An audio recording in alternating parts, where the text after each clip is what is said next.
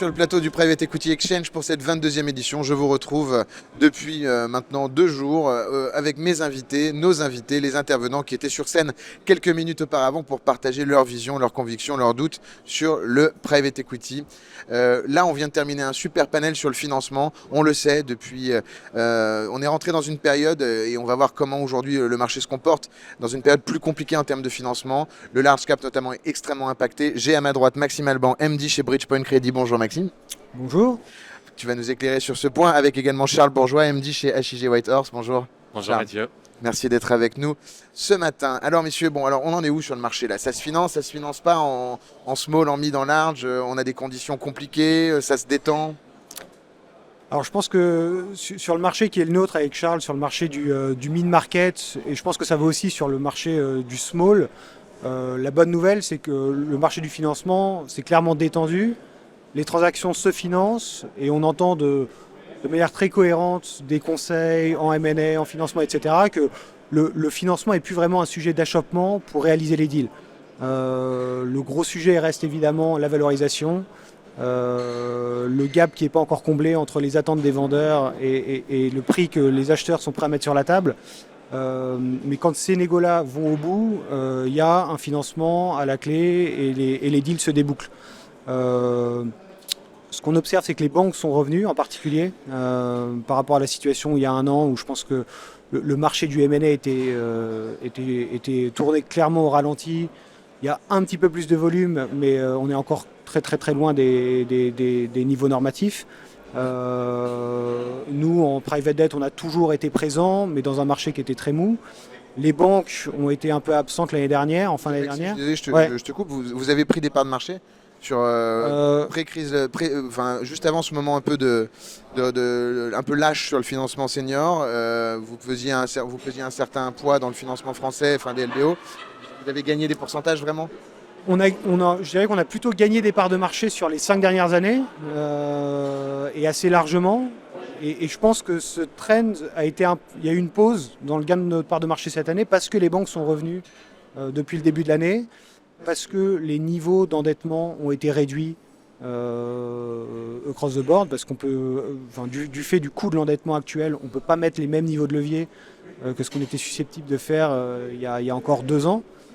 Du coup, les banques sont revenues dans la compétition, ont rouvert le robinet, et pour tous les actifs qui ne se financent pas à des niveaux de levier élevés, on est clairement en compétition frontale avec les banques. Et en France, en tout cas, elles ont repris un peu de part de marché sur ce segment-là, sur le début de l'année 23 en tout cas. Merci Maxime. Charles, même lecture?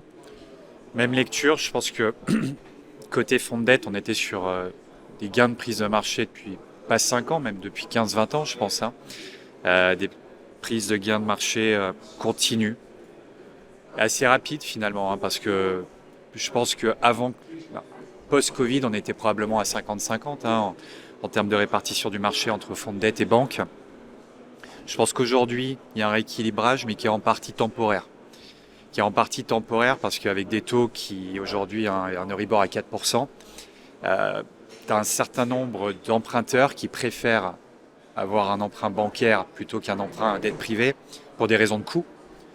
À partir du moment où les taux vont baisser, je pense qu'on va avoir un rééquilibrage où les banques seront un petit peu moins compétitives. On va redevenir un peu plus compétitifs nous-mêmes. Donc aujourd'hui, si tu veux, je pense qu'elles en ont repris beaucoup de parts de marché cette année, les banques. Mais ça se rééquilibrera l'an prochain ou d'ici 2 ans. On a des gens qui sont peut-être un petit peu moins dans l'industrie financière qui nous regardent, des dirigeants. Pourquoi aujourd'hui j'ai envie de me financer à 12 points si je peux me financer moins cher? C'est une question bête, mais c'est une question. Non, mais si j'ai jamais été confronté au private debt, pourquoi j'y vais? C'est toujours la même réponse, c'est-à-dire qu'est-ce que t'apporte une dette à 12 points?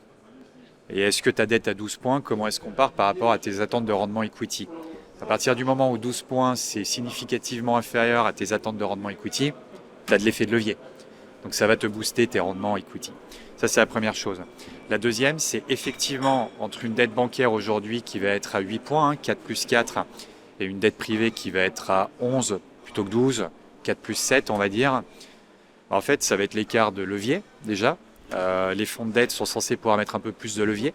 Donc ça compense d'un point de vue retour equity le prix de la dette. Et puis surtout, on est censé offrir beaucoup plus de flexibilité. Donc il y a des cas, notamment les cas où il y a énormément d'acquisitions sur la durée du BP, où l'unitranche va créer de la valeur, là où la dette bancaire en créera moins.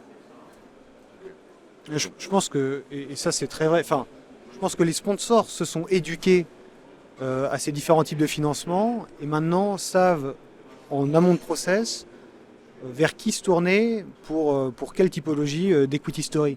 Et pour des histoires de croissance, de M&A rapide, agressive, ils se tournent quasiment exclusivement vers des acteurs comme nous parce qu'ils savent qu'on peut apporter des flexibilités dans la documentation, etc. Au moment du deal initial et qu'on pourra aussi apporter les financements complémentaires de façon assez facile tout au long de la vie du dossier. Alors que chercher un financement bancaire sur un actif mid-cap de cette nature-là, day one, ça veut dire prendre un club avec 4, 5, potentiellement 6 banques, par nature peu manœuvrantes et qui auront du mal à suivre leur ticket initial par la suite. Et qui sont pas peu manœuvrantes, hein. Je pense que c'est ça qui est important. Il faut que tu fasses une acquisition par mois pour accélérer ta croissance, tu as besoin d'un prêteur manœuvrant qui te permet de faire déjà et de faire vite. C'est là où on se différencie fonds de dette par rapport aux banques. On s'est toujours inscrit dans une logique de partenariat et je pense que c'est ce que les sponsors viennent chercher chez nous maintenant. Ouais. Et les équipes de management à fortiori. Merci à tous les deux pour ce point d'actualité sur le financement et notamment le private debt. Nous vous donnons rendez-vous l'année prochaine puisque ça fait déjà 2 ans que vous venez nous faire un point sur votre marché. Merci infiniment, on est ravis de vous avoir. Je vous retrouve dans un instant avec la suite de notre programme et de nos invités. Merci à tous.